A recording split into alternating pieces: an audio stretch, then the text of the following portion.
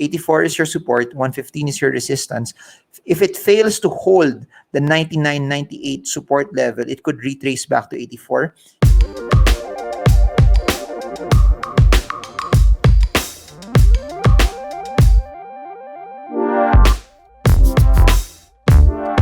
All right, so we're back again for another podcast, for another video, all aimed to give you a comprehensive view on what's happening on the market. So I made a poll on Facebook talking about what do you want me to make first, talking about Dito, the telco company, breaking it down, versus Wirecard and its effects on BPI and BDO. And from all the PMs I got, from the comments, and from the different platforms, this is the video that everyone wants. And I believe it's very timely also because news dropped massively to Wirecard and BPI and BDO and its connection to BPI and BDO.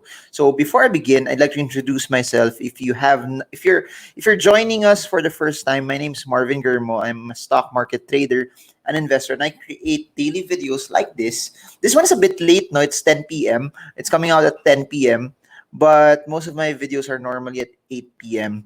But so there, I create daily videos about investing, about the stock market, and things that relate to stocks that are in the stock market, because as you all know, when you invest in the stock market, there's a business behind that ticker, that you're not just buying a ticker, you're buying a business, you're being a part owner of the company, and whatever happens to that ticker, whatever happens to the business will affect supply and demand, will affect people's perception about it. That's why it's nice to know um, how does this affect the business as a whole, and we're gonna talk about that also in the end. No, so this is what we will talk about in today's podcast. And I forgot to say, I keep forgetting. So if you want to know more about that, guys, please subscribe and smash the bell so you get updated every time we come up with new content about investing and about the stock market. And it's nice that we're at 117,000 subscribers already, but I believe that we have 110 million Filipinos, 110,000 subscribers. It just shows that there's still a long way to go to help educate people. That's why I honor some of my friends that are very, very good in YouTube. Chinkitan is one of them. If you have not watched any of his videos yet, you can check it out also, because they're just creating awareness for more and more Filipinos uh, to give a shot at their finances, to give a shot at investing. Because if people don't have the right mindset towards their money, people don't have the right mindset towards budgeting, they won't have any money also to save. They won't have any money to invest. And I believe, so please support Chinkitan. Please support channels that create awareness on investing. Now, this will be our topics for this podcast.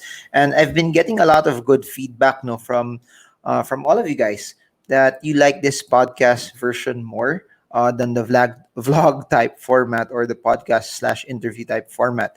I don't know, baka dahil maliit lang yung picture ko or yung video ko. Sabi ng iba, okay na yan Marvin, kasi hindi ka ganun kagwapo, so okay na yung maliit na picture. This is something adding more value to us. The slides are better. So comment below if you believe in that.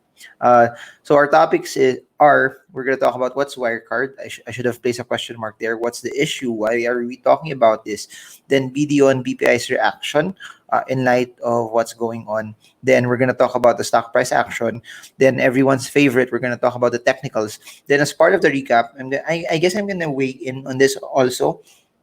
How could this affect people's perception in all of this, and does it actually affect the fundamentals of the company? So 6 topics. Comment below if you are excited. Comment, I'm excited, if you are excited. And by the way, no, we are entering the second week of Mary Mart in the IPO. After the IPO, let's see if the excitement after it will flourish, or it will just be another stock in the market. So first things first, what is Wisecard? What is What's Wise? What's wrong with me? What's Wirecard? Wirecard basically is a German company. It's also listed in the German stock exchange. What I want to submit to you, so that at least it's easier for you to grasp all of this, is it's basically a fintech company. They process payment. They do a lot of financial services. So whatever you see in parallel to some of the fintech companies that are more mainstream.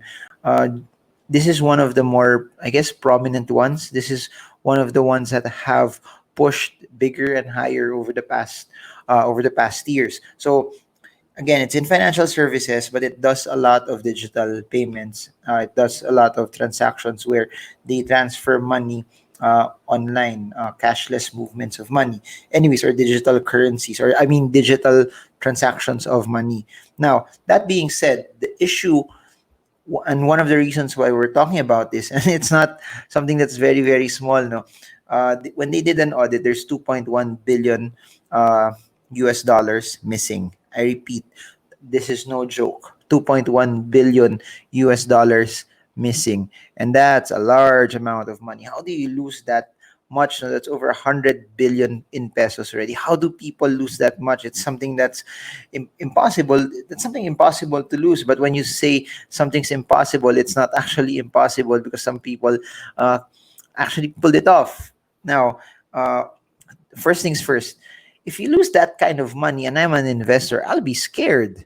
Uh, Truth be told, if you are an investor of that company, especially it's a listed company, that's something that's a bit scary because first thing that will come to mind is how can I get my investment back? What's going to happen to the company? Please remember, when you invest in a stock, when you buy a stock, when you buy a company, you're not just investing in a ticker, you're investing in the business.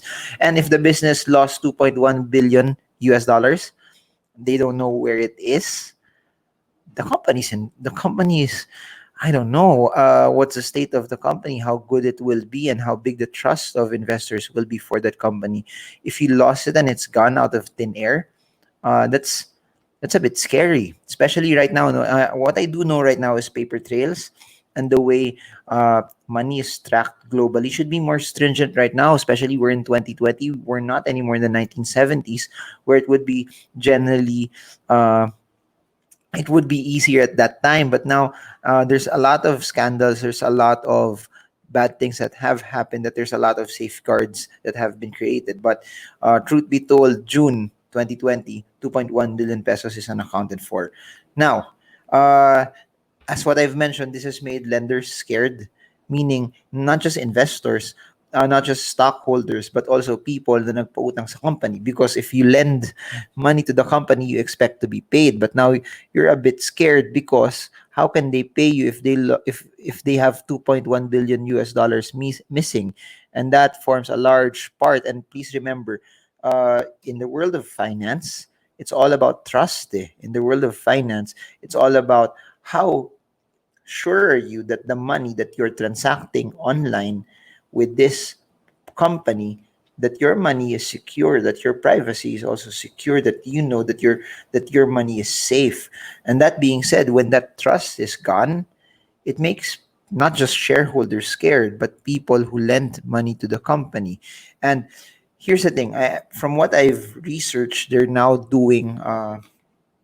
asking for audited financial statements, and if that's not produced, loans that have been there might be terminated as well. And when that happens, that's 2 billion euros worth of loans that will be terminated should it not come out. So imagine, you have 2.1 billion peso US dollars missing, then you will have loans worth 2 billion euros terminated. It will add a deeper cut to what's already a bad situation for the company. And if you remove all of that, they will have 200 million euros left. That's not a lot of money compared to where they were before. That's not a lot of money if you are in the financial services industry. That's not a lot of money if you're processing digital payments. Please remember, they have a lot of connections. They partnered with Visa, Mastercard, JCB, and of course, if they stop transacting with them, it will further hurt the company. Now, what does this have to do with BPI and BDO in the grand scheme of things? So here's the thing: the panic started when they reached out to banks in the Philippines, BDO and BPI, which allegedly they said that the money went to BDO and BPI. But when they started to drill in further, it was noted that BDO and BPI refuted those statements that in actuality there really wasn't any money that was flowing into BPI and to BDO, and it was just an attempt to falsify whatever documents that were needed, but money never went in to either BDO or BPI. So the reason why BDO and BPI got dragged in was because they insinuated that the money flowed from Wirecard all the way to BDO and BPI. And everyone started to panic when BDO and BPI said that it did not, that there's really nothing that went into them. It was just basically fraud. Now, here are some statements. So this is from their president, which he stated, no relationship with Wirecard, nor are we involved in any of their affairs. Then they said no accounts were opened and no funds flowed through BDO. So that's BDO actually saying that there's really no money in there. So looking at it from this perspective, uh, if you are a BDO investor watching this stock, nadamay lang sila, nasabi lang, but there's really no negative impact on the way the business is run. The same with BPI. Wirecard is not a client. So both banks, BDO and BPI, confirming that none of this went through them. There's not really any funds missing from BDO and BPI because the money never went through them. It was just a way for them to pin it on BPI and BDO, saying that money went through them, but it's not really there. Even Benjamin Jokno confirmed none of the missing 2.1 billion US dollars of the German firm Wirecard entered the Philippine financial system. The international financial scandal used the names of two of the country's biggest banks, BDO and BPI, in attempt to cover uh, the perpetrator's track. So that's what I'm saying. This is just an issue where they got dragged into, but fundamentally speaking, there's really nothing wrong with them. Kumbaga, they were just accused of all of this. But that being said, this does not impact any of their businesses. I, as you all know, BDO and BPI make money from loans, and I don't think people will stop taking loans from them. People will stop putting in money from them because of this, and the fact that they refuted all allegations, that the fact that they already sent reports to external auditors proving paper trail that they did not have any part of it, showing evidence also that really money did not come in here, and not notifying the BSP when they heard about it, proves and gives more evidence that BDO and BPI had no part in this. And the fact that the central bank governor is even defending them, it just shows that if you are an investor, either you have your cash deposited in BDO and BPI, or you're a stock investor, I don't think this is something that will cause a loss of confidence in any of their clients or creditors or investors as well. Now, let's continue. So let's look at the stock price action. Comment below if you're learning, and comment if this is something that's helping you. This is the movement of Wirecard. As you can see now, there's a large, massive drop from where it was. The difference, by the way, of other markets compared to the Philippines is that in the Philippines, there are a lot of measures that when stocks move up massively, trading gets cut. But when stocks also move down massively, trading also gets cut. Move down massively, trading gets cut. Here, as you can see, we've seen it get battered down from almost 100 euros to around 24, 25 euros. And intraday, no, it dropped more than 50 plus, also 50 plus percent last Friday, only just to go back around 35% down. But that's where the price action is. And looking at it from a market cap perspective, no, it hit around 24.6 billion euros, and its current market cap as of this weekend is just at 3.14 billion euros. That's a large drop. That's a steep drop. Please remember, market cap is the number of shares multiplied by the stock price, and dropping from 24.6 to 3 shows a steep drop in value for the company. Now let's look at BDO and BPI. How it was there an effect in it, was or were they affected because of what happened, because of the news? And please remember, Europe is 8 hours delayed. So whatever closing price that we have or had last Friday, there was still some action happening in Europe as they were just about to open at that time. But please remember also, there was already a large drop last Thursday, and if there would have been any effect on our market on Friday, we would have seen it. But let's look at what's happening here. So this is volume. As you can see, this is fresh from last Friday. The normal ones are always there, your PLDTs, your Ayalas, your SM, and fresh from the IPO, Mart was number 4 in terms of value turnover, giving you a value turnover of 808 million. But as you can see, number 10, you see BDO with 588 million value turnover. Number 11, you see BPI at 381 million value turnover. So they're they're not the top in terms of value transacted, but they're still right there, and this is still a respectable amount of money. But if it was such a big issue, I really would have believed that value turnovers for this would have been bigger. But then again, if something comes up this week, I'll update you also. If a sell down would happen this week, I'll update you also. Now let's look at BDO first. BDO closed flat, meaning did not go up, did not go down. And I wanted to zero in on what you can see on the right side. If you look at the right side, foreigners bought 412 million pesos worth. They also sold 563 million pesos worth. This stock was sold, had a net foreign selling of 150 million. Foreigners massively went out. And most of the transactions happened at the 100 peso level, meaning if there would have been a chance to sell down, should have done it last Friday. But again, since the market is fluid, there's still opportunities to sell this week. And rest assured, I'm going to update you. But what we're seeing at this point in time, there were large transactions. Foreigners went out. But when they started to go out, they did not go out by selling it lower at a faster pace.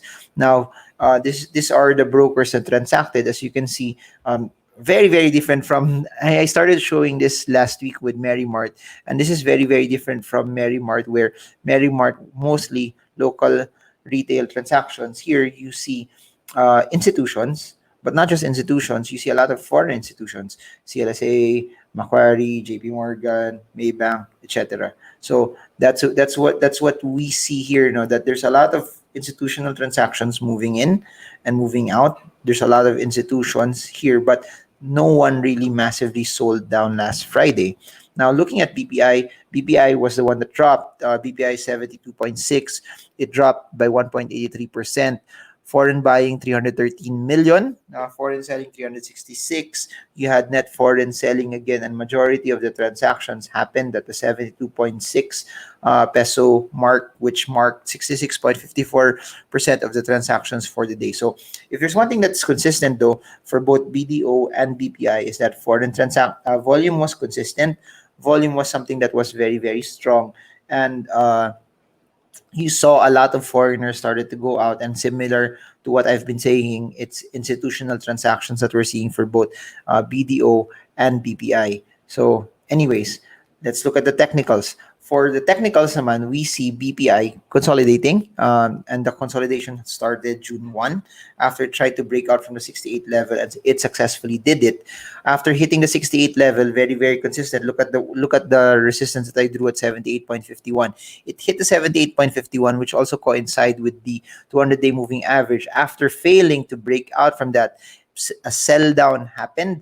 As a sell down happened, it hit the 68 peso support level, which coincides with the support that I drew, and which also coincides with the 20 and 100-day moving average. And what we're seeing after that is the whole week last week was basically it bouncing from the 68 peso support level. That being said, if the bounce would continue, target price is at 78. If a sell down would happen, the 68 peso level will be the support range. So currently BPI right now is close to the, is not anymore close to the support, and it's not yet near the resistance level. So if you want to take action for it, wait until number one, it goes near the resistance. If you own the stock and you're in it to trade, it would be a good area for you to trade and take profits. If it falls down, do not catch a falling knife. Wait for it until it hits the 68 peso level, because we have a current support level at that area. If it bounces there and then you want to buy, that's your opportunity. If it fails to hold that level, I think it could go down to around 62 to 60 pesos for the short term. But I'll keep you updated first, no, when that's happening. I'll keep you updated to see how the price action will work as of this point in time. But what we do know right now, as BPI entered June, it's consolidating. Range is 68 to 78 pesos per share. And for BDO, it's almost the same thing. BDO, though, has a longer range. Support is 84, resistance is 115. What we're seeing right now is it failed to break out from 115 at the first week, or first, second week of June, failed to break out 115. It's starting to go down. For the past week, though, it tried to hover around the 100 peso range. Now, one thing you could consider, though, is the 20 and 50-day moving average are support levels also. But the main support level here, as based on what I drew in front of all of you, is 84 is your support, 115 is your resistance. If it fails to hold the 99.98 support level, it could retrace back to 84. If it bounces back again this week, then it could go to 115. So please take note of this. Please write this down. If it stays above 98 to 100 levels, it could go back to 115, because that's where the resistance is. If it fails to hold that level this week and selling happens, the narrative is it could go back to the 84 peso level. So those are the areas that you need to consider. Those are the areas that you need to watch out for. Bounce from the 100 to 102 level will bring it to 115. Failure to hold this level this week will make the stock go down to the 84 peso level. And since March, it's basically consolidating. Main range is 84 to 115. And I've been saying this all the time. Of course, you will see lower loans, lower loan growths this year, but banks have solid balance sheets here. They basically have solid balance sheets. And to recap, BDO and BPI, although they were mentioned, it seems like they're not really affected by this. It seems like they're off the hook. It seems like that based on all of this that's said and done, money never really entered the Philippine markets. It seems like also that they may not be as affected as what some of the questions that I got, no, because if money never really entered their system, then it's something that they're not part of any of this. They're relatively safe. They should be unscathed into all of this. And if there's one thing that I do know, BDO and BPI have very, very stringent requirements. BDO and BPI are run by very, very good bankers. And the Philippine banking system is very, very strict and very, very conservative. And we're not even as liberal as other banking systems around the world. And I think, of course, that has its pros and cons. But one thing that I want to also note that we have one of the best central banks in the world. One of the best.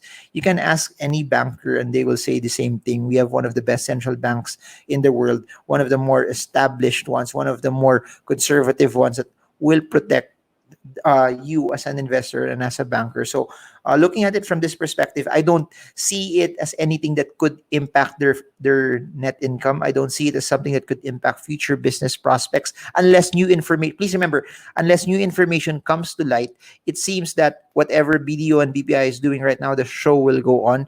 It seems like there's nothing to be scared of if you are a BDO BPI client, or if you are a BDO and BPI investor. I don't think there's anything to be scared of as of this point in time. And the fact that the central bank is backing them in all of this, and they're doing the right measures also to further investigate if there's something really bad or really anomalous that happened, points everything toward the right direction. And I think the biggest loser in all of this is Wirecard. They're the ones that will get hit. They're the ones that will have, I believe, a cash crunch in all of this. So the charts also show it, though, that I don't know. It just really broke down. And for those who own the stock, they should have gone out already at the first sign of the sell down, or at least when they got news that the money was missing. Because at the end of the day, when you are transacting with financial institutions, I think trust is a big part of it. And if trust is lost, it will be hard to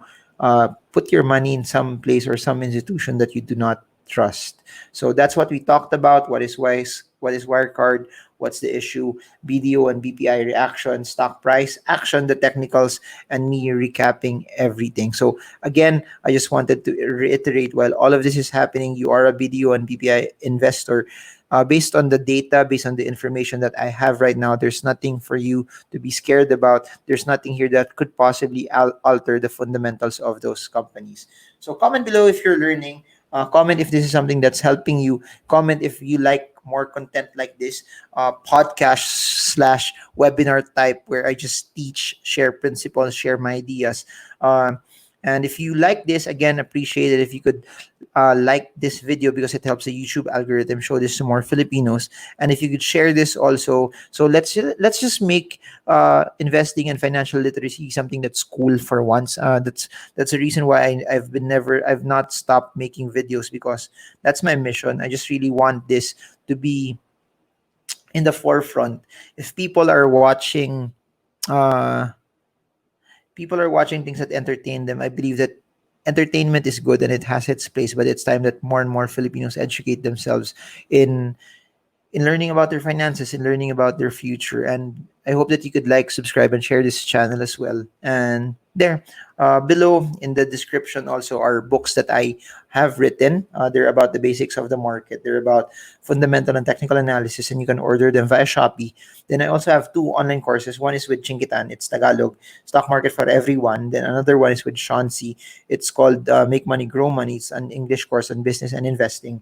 Then I have other links below for people who've been asking certain items that I have, certain items that I've been buying.